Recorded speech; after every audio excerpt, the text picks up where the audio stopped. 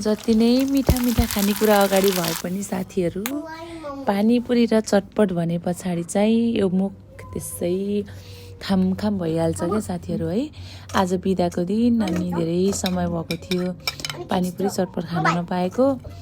अनि त्यसपछि मेरो उहाँलाई पनि एकदमै पानीपुरी चटपट भनेपछि एकदमै मन पराउनुहुन्छ क्या। फेरि हामी दिउँसो खाएको हो आज भन्यो भने मलाई राति कामबाट आउँदा ओसिएको भए पनि राखिदिएनौ थोरै भन्ने क्या है। त्यस्तो मन पराउनुहुन्छ क्या मेरो हस्बेन्डले।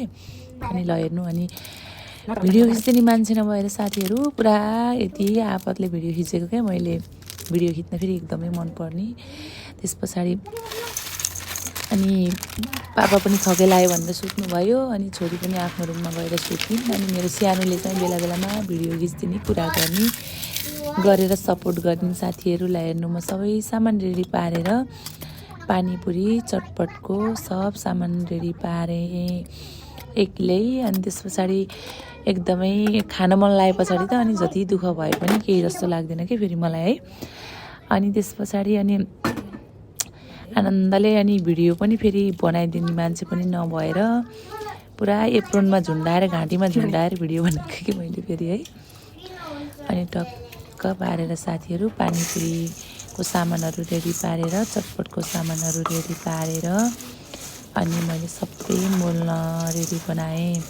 अनि जति नै फेरि त्यो पनिमले मोले पनि हातले मोले यस्तो फेरि नहुने क्या। अनि हातले मोलेर टक्क मेरो सानोले हेल्प गरिन्। हेर्नु साथीहरूलाई हेर्नु कस्तो मिठो भयो। अनि सबै अनि फेरि पापा छोरी उठ्नुभयो, रेडी पारेर उठाएको क्या फेरि अल्छीहरूलाई उठाएर हाम्रो खाने कार्यक्रम सुरु हुन लाग्यो। हेर्नु कस्तो मिठो भएको। सानोलाई फेरि आलु मात्र राखिदिएको क्या पानीपुरीमा। क्या मिठो भयो साथीहरू।